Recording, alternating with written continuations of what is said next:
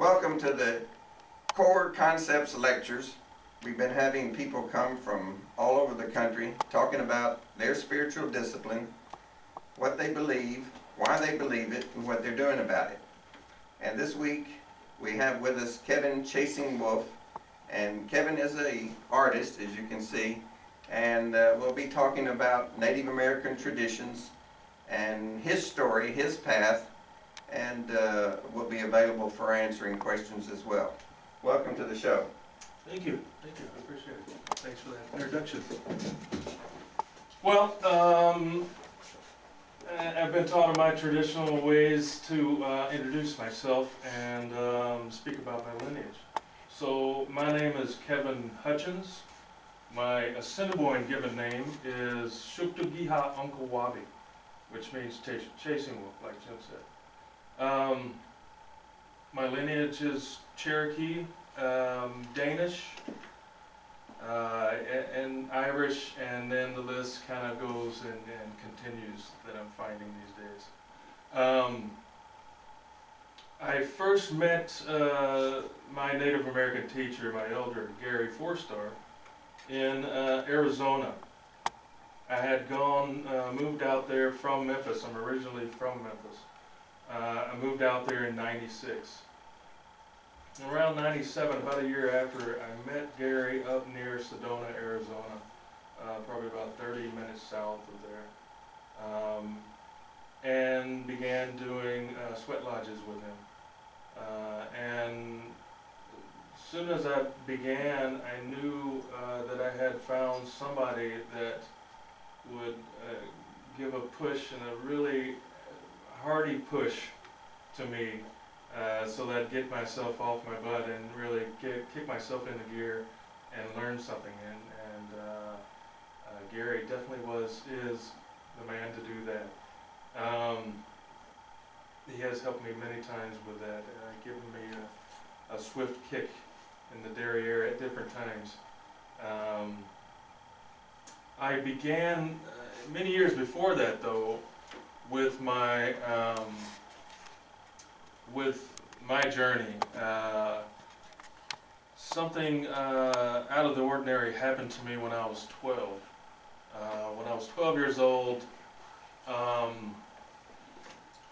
I had something in my bedroom talking to me, which I couldn't see. Definitely it was talking to me. And I became paralyzed, out of fear mainly, I think. And it continued to talk to me, and then it dissipated after quite a while. And then my whole body began tingling. And I knew, inside I knew I was about to be able to get up and take off, you know, scared out of my wits. But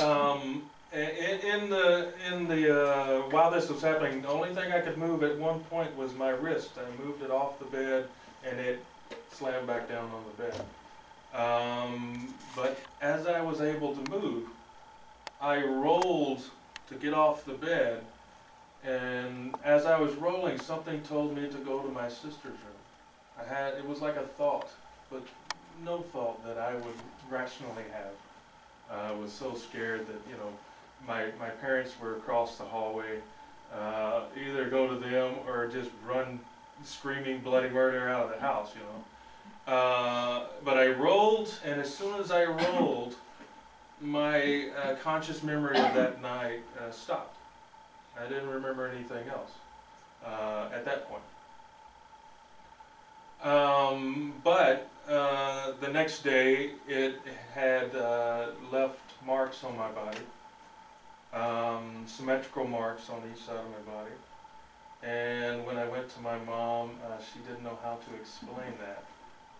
I think she got pretty scared and said something about taking me to a dermatologist, but it never happened. You know, I think she was a little too afraid to see what she would find out. Because she knew they weren't there before. And here I was with this irrational story. about something coming to me right after MASH went off the television, which was my favorite and one of my favorites today.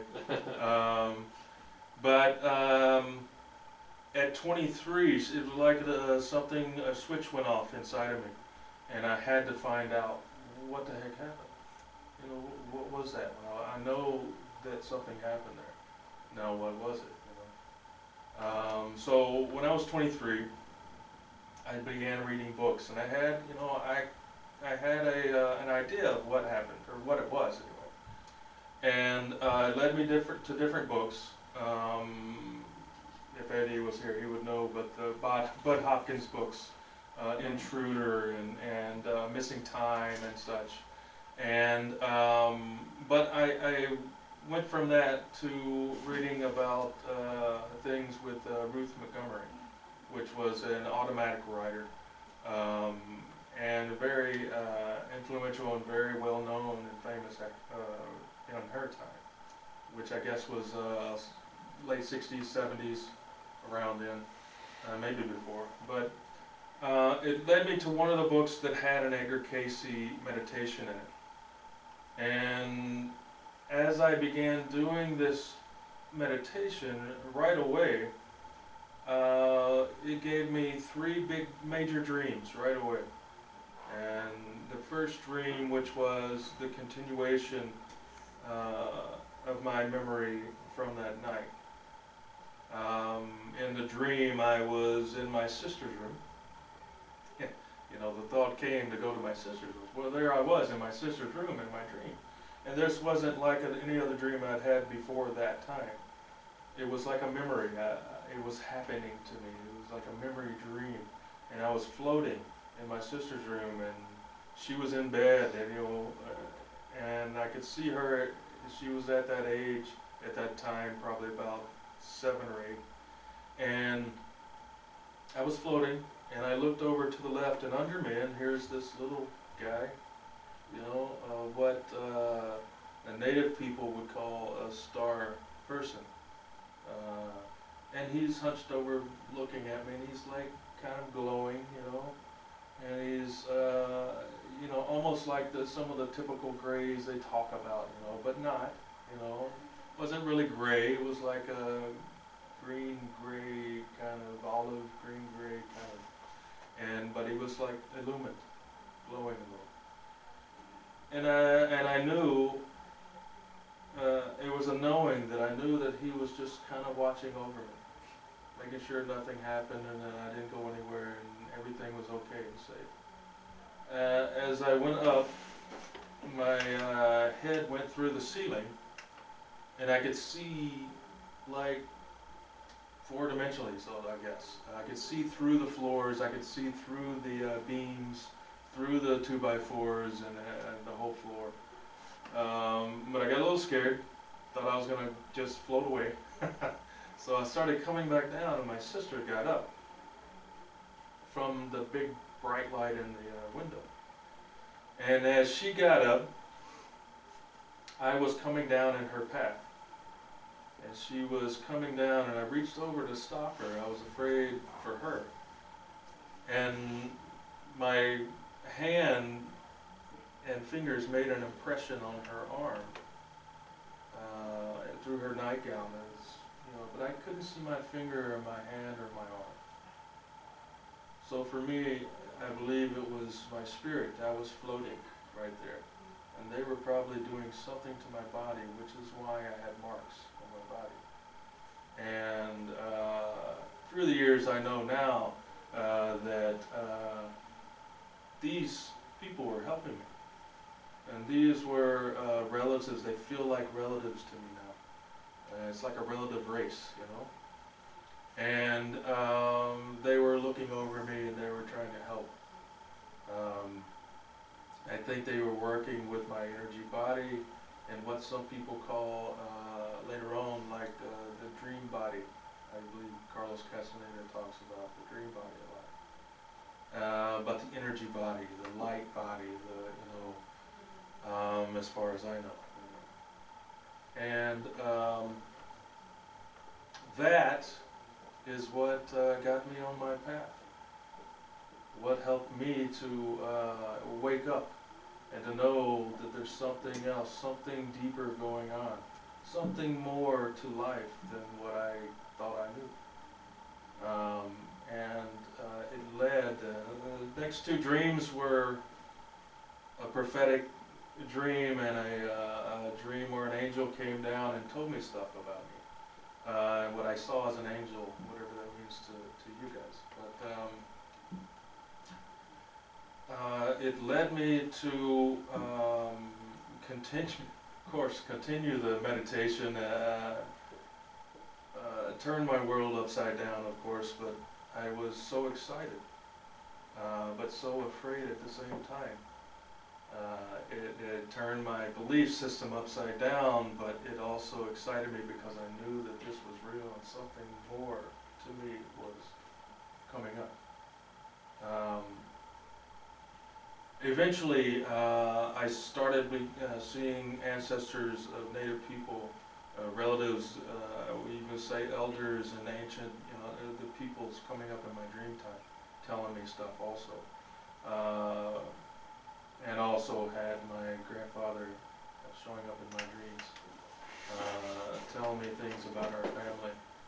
And it was weird because at first he would be distant and he'd be sitting over in a corner in my dream, just observing, And then eventually he came up and he confronted me and began telling me stuff, showing me different things. But it led to another dream, a grandmother telling me to move to the Four Corners. I needed to touch the Four Corners. Had no idea what the Four Corners region was, in the U.S. I just thought she was talking about the four directions, which I think she was talking about both, I believe. But the next day I was over at Eddie's house, and they were showing a Hopi Indian prophecy video. And within the first 5 minutes, and this is the day after I had this dream, where the grandmother's telling me I needed to touch the Four Corners. Well, within the first 5 minutes of this video, this guy points to the map and says, "This is the Four Corners region." Oh. The guy next to me that just told that dream looks at me and just kind of, said a few cuss words and said, "What the, bleep is going on here, It's like, I have no idea.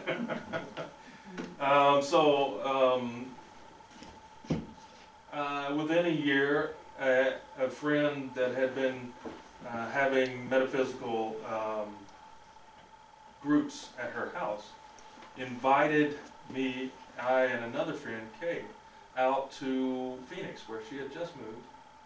And I ended up going, and we took a journey up to Sedona and had some very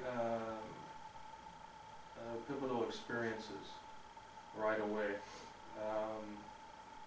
The first day, it was the spirit of the mountain, or the spirits telling me or looking over me, helping me and my friends get down off the mountain because here comes the monsoon.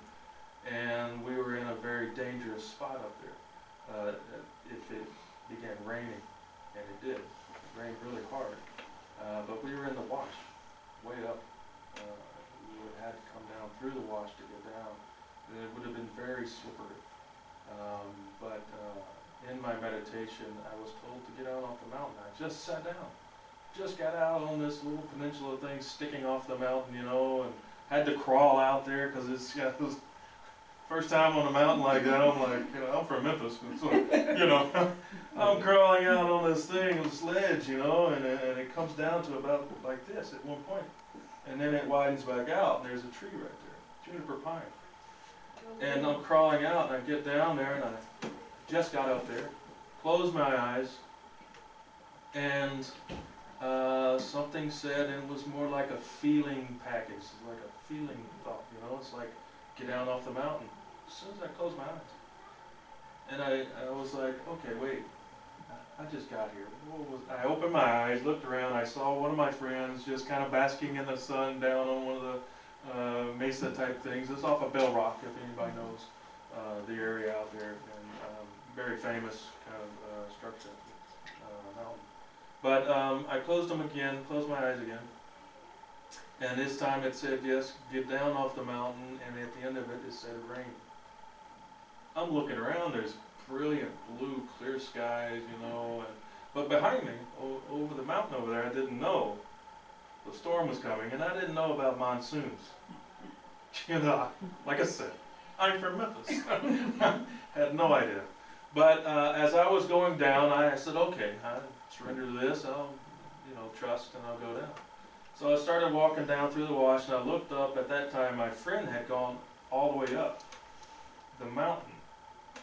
There was one more level to get up on top, and I just decided to get out on the ledge where I was. He went up, a little more dangerous. Well, I saw in the crevice of the wash coming from the top, his head was right there, sideways to me with his eyes closed. But as soon as I looked at him like this, he opened his eyes and he turned his head to me, and I just went like that.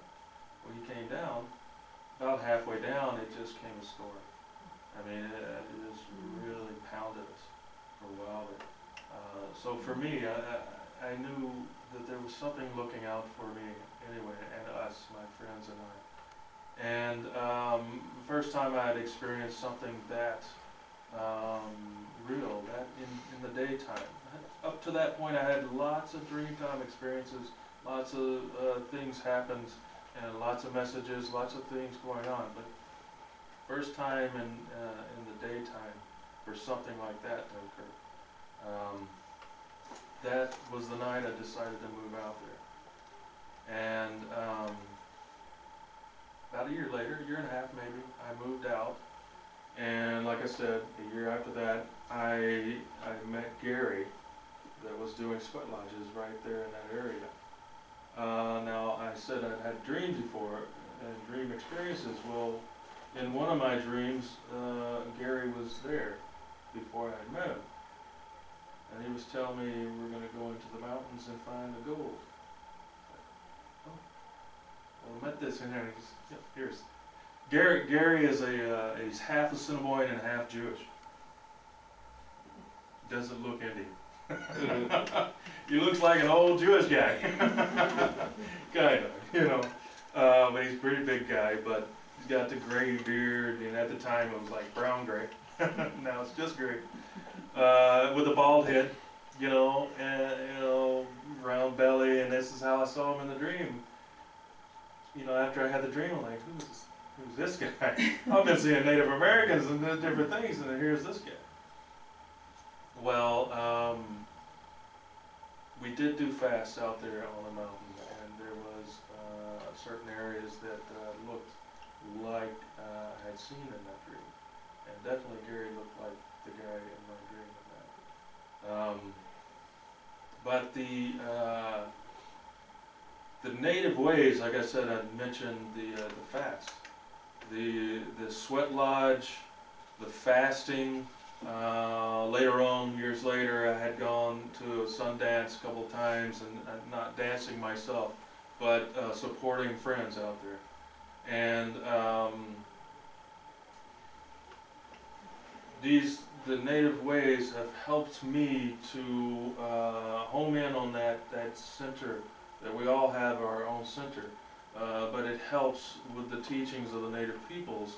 They have a system to where it helps you to come from that place and to move to that place where your consciousness moves to that center in the balanced way, instead of you know, up in the ego as much and in different places in balance. But the prayers, the way they do the prayers, the way that we do prayers, around the four directions and the above and the below, it really helps to center. It's about all the aspects of man, and all the aspects not only of man, but everything's connected. The aspects of the universe, and the above and the below, the celestial world, the underworld, the Father, the Mother, and the coming together in each of us and in myself.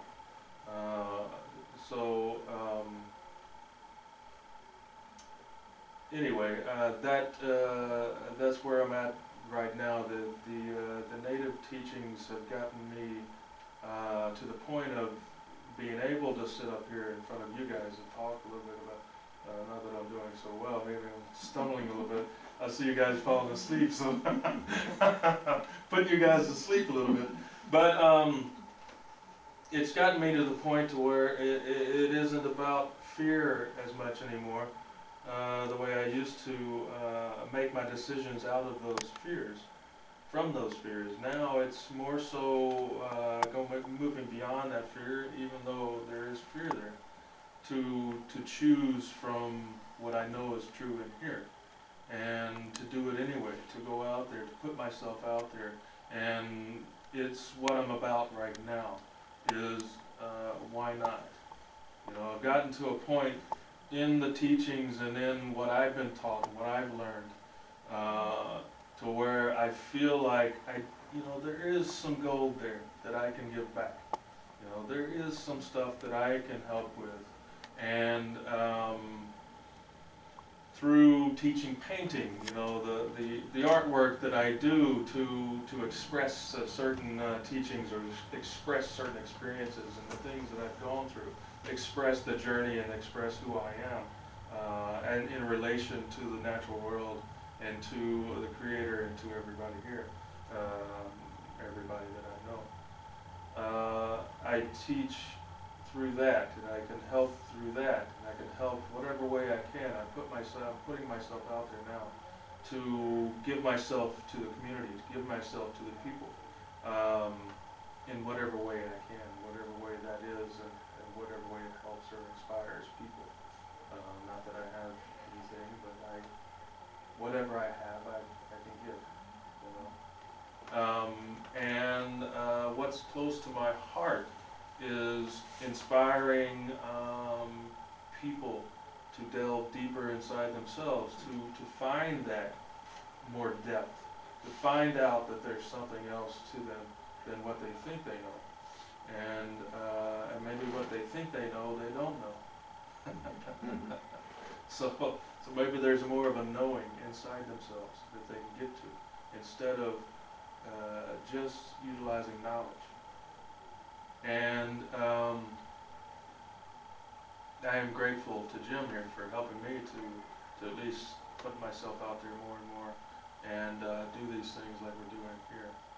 And I am grateful to Gary Forstar and to all of his elders that he worked with, and all of the ancestors and all the different ways that have the wisdom still and hold the wisdom and are able to give it out to the people, no matter what ways they are, whatever pathways they are that helps people really get to that. So anyway, now I'll open up if anybody has any questions. Can you talk about your dreaming and your painting, the connection between the dreams and the painting? Well, yeah, the dreams to me are very big for myself in my journey, because of the openings and the doorways that were opened when I utilized the meditations, and I did so much breath work at that time. In dreams, it's been in my experience that you can get to that knowing place inside of yourself more readily. The intuition, the knowing that's there. And in those times, in those dreams, when you know you're dreaming and you know the lucid dreams, there's some people would say magic can happen.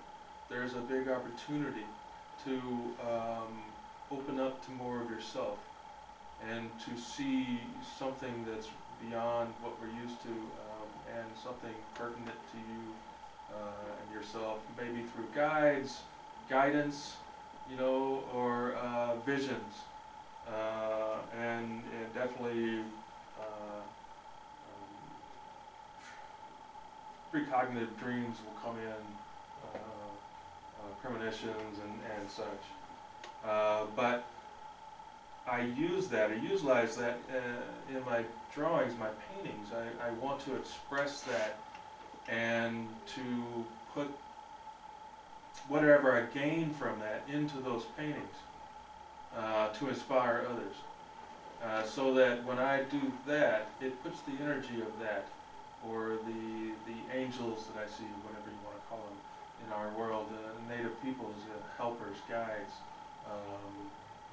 and be able to portray that and put that energy into the paintings. And in painting, it's alive. And as I'm painting, stories come out and different things happen. I try to be in the moment with the paintings, as I'm taught that we need to be in the moment in our lives, and in the now is where we're at, is where it's at. That's what we're trying to do here, is we're showing up, we're awakening. Gary would say there's only two ways of being awake or being asleep. And you can be awake in your sleep too. And that's what I believe was going on with me at that time. Another question? Well, just as a follow-up onto that, of course, a lot of times we dream, and if we don't know how to remember them, or we do finally remember them, and we're trying to decipher, it and figure out what it means. When you're do you sometimes just paint what you saw in the dream and then try to figure out what it meant later? Or do you have an idea when you're painting? Most of the time I have an idea when I'm painting, and yet there are awakenings within the paintings. It's like any time that you might write a dream down, and when you're writing it, you realize something about it, and you go, aha. Oh, you may see a thread, a connection, and you may see something about it that overlays into your life right now and what's going on for you. There's messages, there's subtleties, there's different things that could come from that. This little thing over here may just seem little, but when you hit on it, then you realize, whoa, that's connected to these dreams. That's connected to this thing that's happening in my life. There's a thread of reality here. There's a message that's being shown. And it may come to that point right then, and then all of a sudden it opens up. Poof. And you gain something right there. There's something that frees you from certain things, and it opens something inside and maybe help you to release stuff and move on in a different way in your life. Changes you, transforms you. So to me, dreams are like they're cocoons. They're a part of our transformation. Anyway, you can find it. When I'm painting, I try to leave it open for those things to happen, because it's not me trying to prove something from up here and how I see things, but it's me being a part of that process, but opening up and trying to be the hollow reed, what Gary talks about. It's the hollow reed. We open up and we let spirit move through us, and we are spirit. And we're part of the spirit world too. So our spirit's trying to break through and come through and be here and show up. So I try to be that instead of trying to portray an idea, and make it be something that somebody agrees with. So a lot of times they look at it and go, what the heck is this? I say, I don't know. What is it to you? Well, can you talk a little bit about each of these? I can. Will you? I don't know if I will, no. Which one in particular first? This one here? Yeah, because of all the layers in it. Ah, yeah. The layers.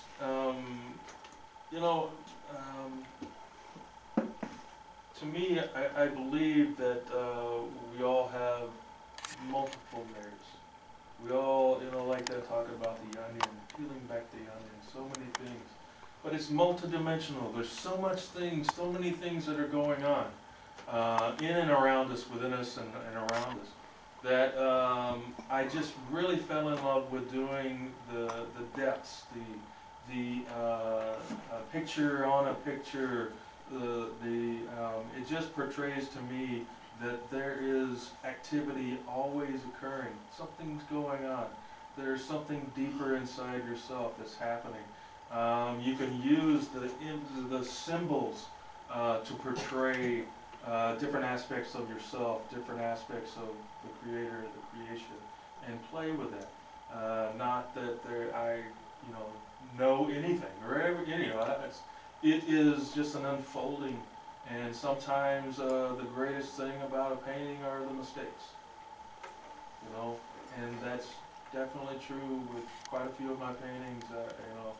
Doing different things and then sitting back and looking at it and going, wait a minute, it works, and it means something. It goes right along with the story, and it continues it in a deeper way maybe that I could have done. Show us a mistake. A mistake. Well, see, I make it work. After it comes out, then I play with it and I go, hey, one mistake would have been, let's see here.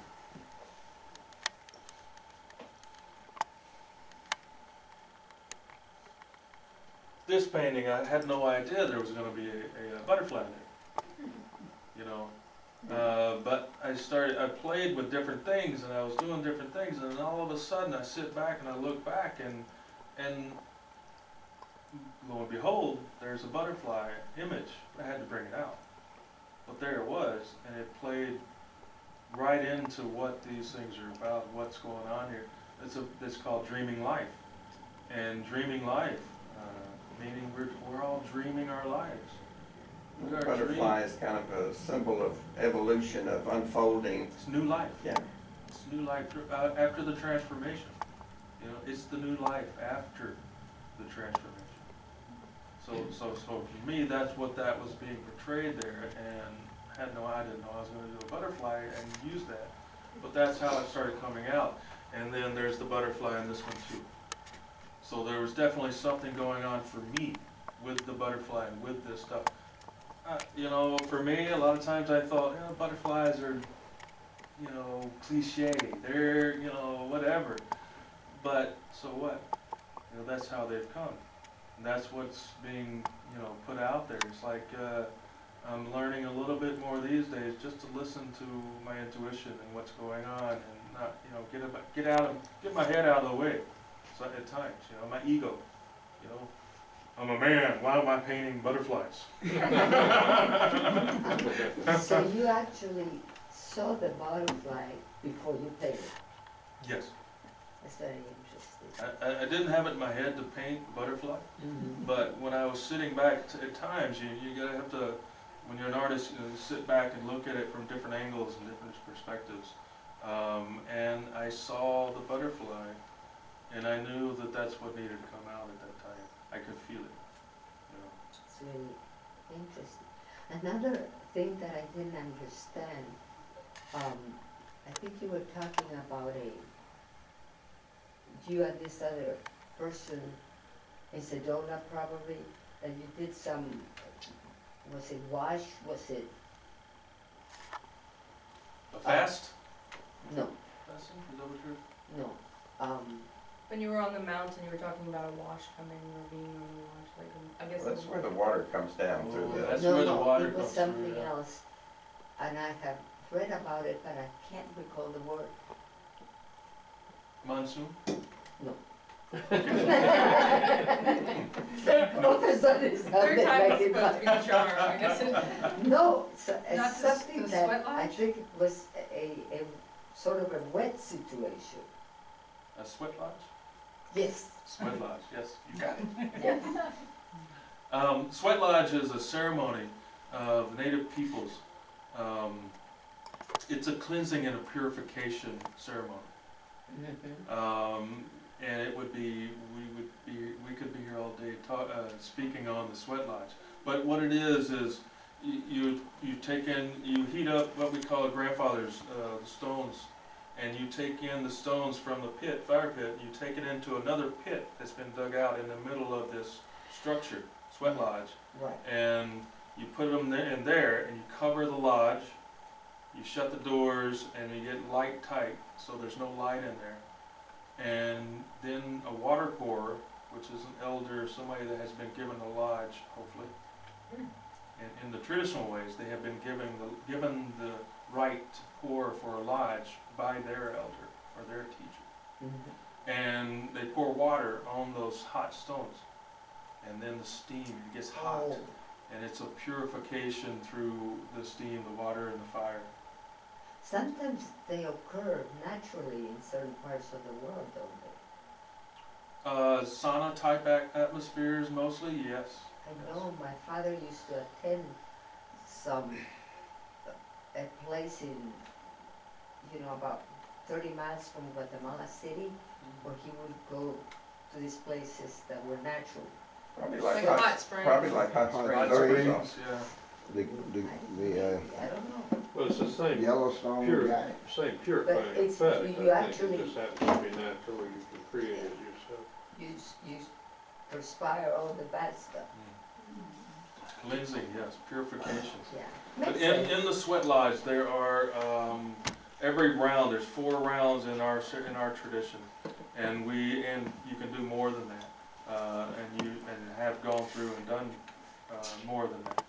But you do certain ceremonial songs during every round.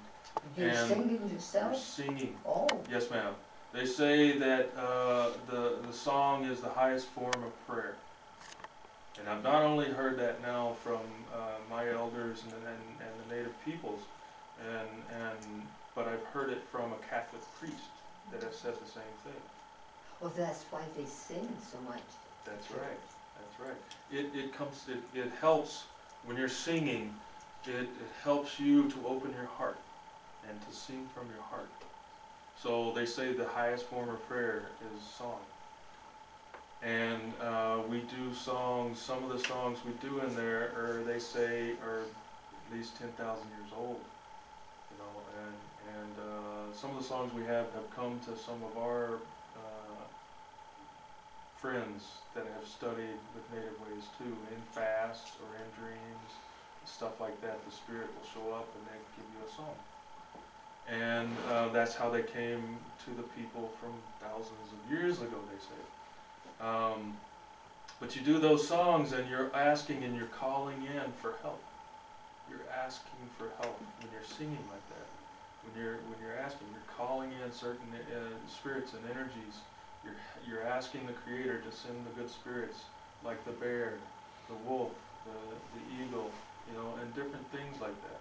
The rain, the water, the fire, different songs. They say we have songs for every aspect of this creation, and they say it's like when we're doing that, we're asking for help from our brother and our sister, because everything is related. The God and the Creator gives us everything to be in relationship with. So when we are asking the sun for help, we're asking like our father, our grandfather, or the moon, the grandmother, and it differs in different nations. Some of them say the grandmother is the sun, some of them say the grandfather is the moon, but that's okay. But it would be like going and asking for help from your parents, or your friend, your sister. That's how we see them. So there is a misunderstanding from some that say that the native people worship the sun, or worship the moon, or worship this, worship that, worship nature.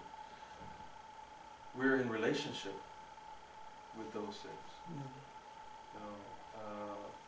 But we know that there's one Creator. One Creator that created everything and everyone. And the way we're taught is that we're given all of these things to be in relationship with to help each other. And they say that these days the two-leggeds or the humans have kind of fallen out of balance with that. And we think that we're better than the natural world, the creation itself. But in our ways, and the way I'm taught, is that we are in relation with everything. We're no better than or less than anything or anyone. But he said, till you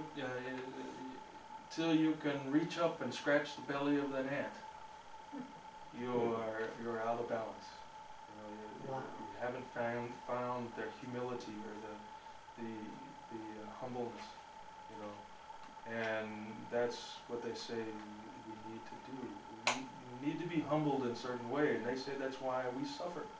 We suffer, and that's a part of what we're here for. And they say unless we can accept that, then we'll be struggling the whole time, and we won't get to that place. But suffering is a part of this realm, they say. But the elders would say too, one of the original instructions is find the joy in life and celebrate life. I really believe that. Uh-huh. You know something? Have you ever heard or read or in your studies or that some even psychiatrists feel that the perfect state of happiness is reached when a person is dancing, but not for any ulterior motives, you know, just because the music flows through them and the rhythm and everything, and their head is so clear and there's no objective to it, you know. It's not like I hope they think I'm good or I'm cute or I'm sexy or anything. It's just a complete sense of freedom. Of your whole spirit. And yes. And I can't believe. Could you demonstrate? That's good. No, I dance a lot by myself in my room and everything, and I immediately become transformed in yes. my, you know. Yes, I have heard that. Yes, those are in the teachings And that I have gotten. And yes. almost all primitive societies dance. And they say that at one time or another we were all earth peoples. We were all in tune and in touch with the natural world. It's only today that we've gotten out of balance with that. Probably so. And then I think that's when we really lose joy and purity and all that good stuff. And what you're speaking of too, it's like when we do that, we open up and we're that hollow reed. We allow the Spirit to flow through us. Exactly. And we're free to do so. We're not inhibited by our fears and what are people going to be looking at me and thinking about me. You know, we're just up there in the moment, and then we're ecstatic in ecstasy. You know, there's a story about a nun that was in a monastery, some monastery, I can't remember where it was, but every time she would go into prayer, she would get so ecstatic, she would levitate. After a while, they had to have nuns around her to hold her down, so she wouldn't hit her head on the seat. Really? Yeah, it's documented case. I mean, they have documented that case, and yes, they had to hold her down. You know, she got so ecstatic, she would just start floating up. You know, but lots of stories like that, and you know, that just to me is just, and they go beyond any kind of religious affiliate, you know, beliefs. They're across the board with all religions, all beliefs, all paths. You can get to that place inside, that ecstatic place. Yeah. It's not about what you believe or what you been told. It's where you get inside. It's what happens in here. Now, you say that each one of the paintings is like a story. Maybe as a summary, as we reach the end of our time here, take the one with the DNA in it and the butterfly. Tell us the story there. Can you do that? Well, this is, first I'll tell you why I painted a lady with blonde hair. And the focal point of the painting, one of the focal points, I guess, she was inspired by a spirit that came to me in dreams. It's about dreams being very important in my paintings. First time she came to me in a tree that was walking up to me. This was a living tree in my dreams. and I was lucid. I knew I was dreaming. I was very solid. I knew who I was there. And she came up and she was glowing, just like the tree was a little glowing too. But the tree came up, walked up to me, and she was in one of the nooks of the, one of the branches, sitting there. And then she got down and came up to me. And at the time, it was a little sexually repressed, I think. And I saw her, I said, oh, and she was so beautiful and so gorgeous, but beautiful inside. Yeah. I felt it. But the first thing I did was try to kiss her. That is so cute. When I did that, I kind of lost who I was, but I was still lucid in my dream. So I kissed her and I went, what's she going to think about this, But she never lost any kind of, she was there, she was smiling and beaming the whole time. She didn't put the mask on there. She didn't have the mask on. That's a artist's rendering. It's just a part of. Identity. Yeah. No. It's a part of the History. symbolism, and I wanted to show that she was a natural world. She was a part of the earth. That she was here for the earth. But I knew I had witnessed something that was real. It was a spirit that came to me. Well, about a year, 2 years later, I think I was at a Sundance, and during this day we had the opportunity to go into the arbor and dance for our friends that were dancing the Sundance and fasting for 4 days and dancing for.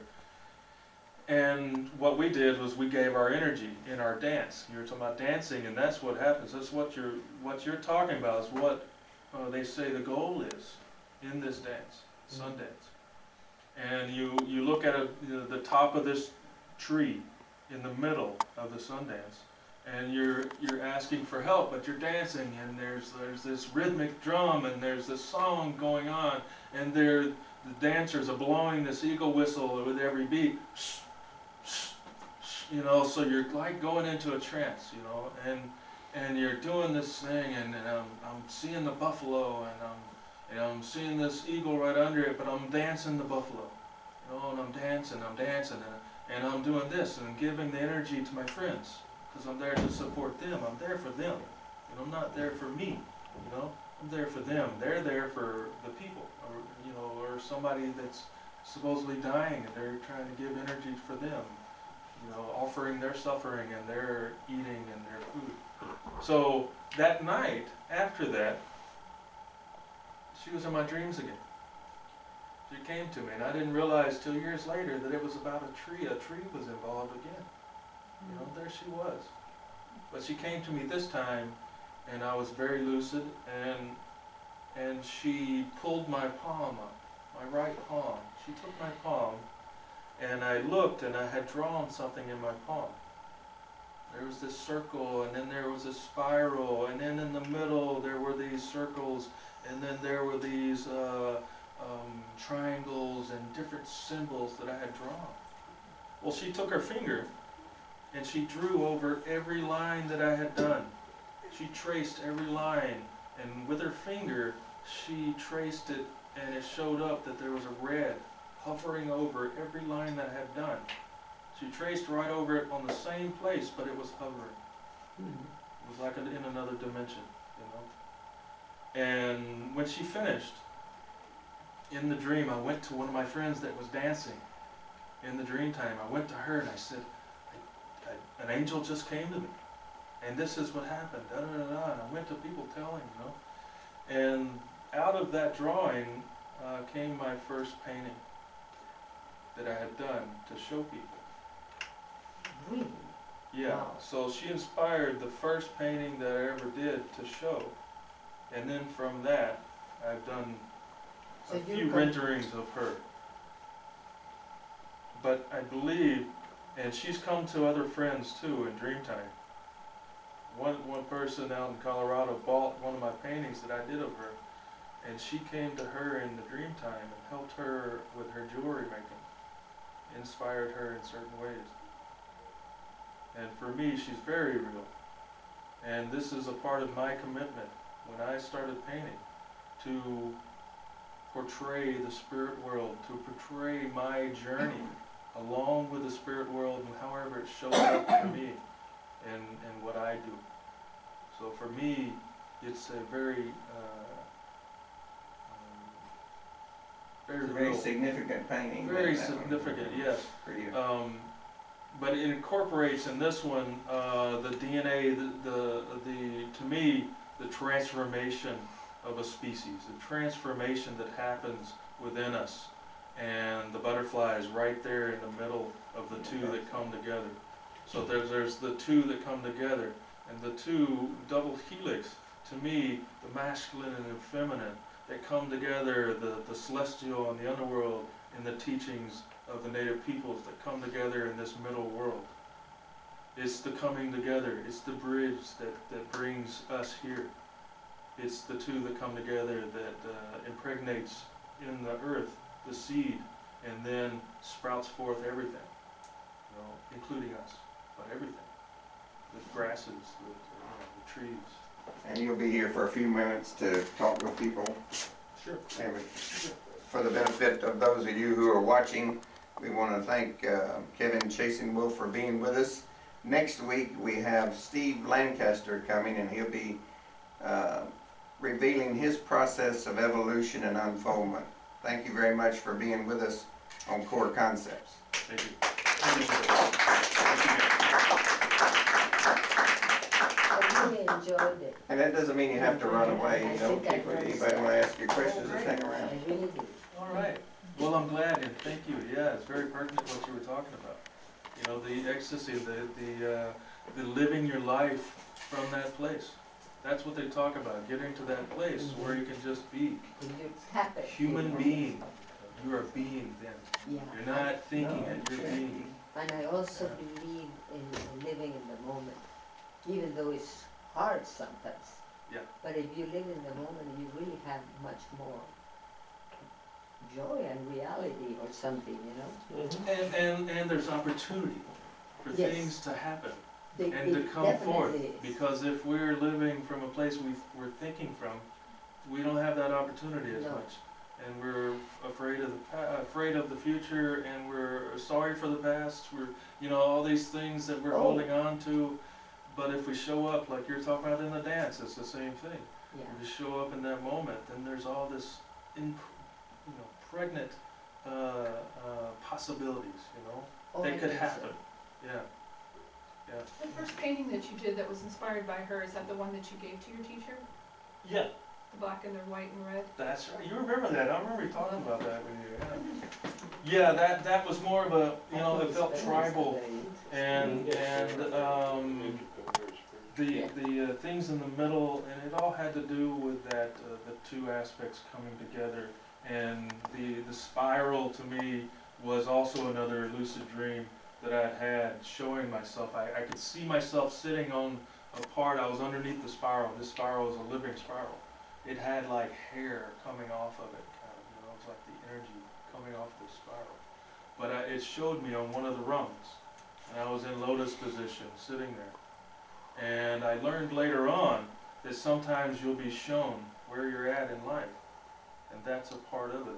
That spiral is about life and death. It's about the in and the out, the in-breath, the out-breath, the inner and the outer. But where you're on in that spiral of life was what I was shown at that time.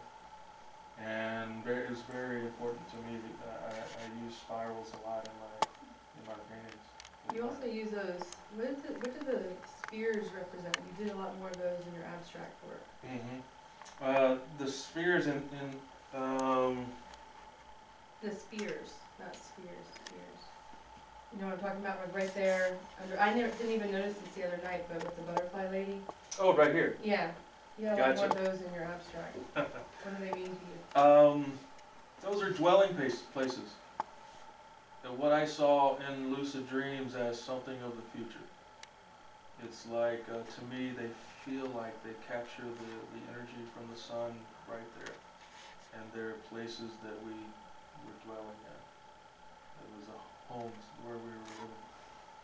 And I've also seen him on another lucid dream. I saw him on a mothership. And there were these spires coming out of water. And everything was water here, and except the spirals, I mean the spears, the things that come out of it. But they were like tracks in the middle of like what would be a street. There was like a track that we got into something, and it was hooked on this track, and it would take us to different places. But those were there, those spears. Yeah. And to me, I think it has something to do with the shape and what it is painted with, or whatever the skin is on it, that it captures the sun rays and the energy. Anyway, yeah. Just out of curiosity, where did you guys hole up while you were waiting for the monsoon to crash around you? In our car, we went down to the car. There was no other place, you know. There was, at that place, there was no cave and stuff like that on that mountain. But we had concerns on one friend. She had wandered off and gone to the cave, Hollahan. Oh. Okay, yeah, she was with me. Kay's like a sister to me, you know. That was 18 years ago, you know, at that time. And she had gone to the back part, and she endured the whole rain, you know, but she wasn't near the washes or anything like that, and thank goodness she got down okay, but yeah. What did she do? She go into a cave or something? Oh no, she got drenched. But where she was at, there was no washes. See, where we went up, it was a part of a big wash where the rains always came down through. So we had to navigate back and forth in that wash to come down. So it would have been pretty dangerous, especially for my friend up on the very top. It would have been pretty dangerous for him, because where he came down was almost straight up like this. You know, you just holes, you know, going up. You know, yeah. So and Andrew was a neighborhood friend from way back with Kay, and I became good friends with also. He's no longer with us, so he passed away. So your paintings are I mean, you make a living from painting now. That's your partially. I have to make ends meet in different ways, you know, but yeah. And Kevin also does prints, not necessarily limited edition prints, but just you do prints of some of them, so anybody can buy those as well. You have a website? I do. Give the website. ChasingWolfGallery.com. Okay. Do you have a gallery? I don't have a gallery. I'm at a. That's a virtual gallery right there. That's the Online. online gallery. But I'm also in a store, the Sanctuary, on Kirby Witten out near Bartlett, right off of 40. Right. Yeah. And if it's not too personal, where were the markings on your body? Or is that too personal? Oh, hold on. Take it. Uh-oh. TMI. Don't want to know anymore, huh? No, they were right here. There was, and at the time they were pretty identical. Right now, Were they shaped a certain way, or were they round, or were they were circle, and it looked, you know, they were about that, you know, sphere around, but it looked like something had. like a scoop mark? It was a scoop mark with a raised middle. It almost looked like something went and sucked on, you know, hit on there, and then something else went in the middle of it, and then pulled back out on both of them. If you would like to, if you'd like to see one of Kevin's paintings in process, he's currently doing a mural, a very, very big mural on the Heart Center on Madison, right where the tram stops.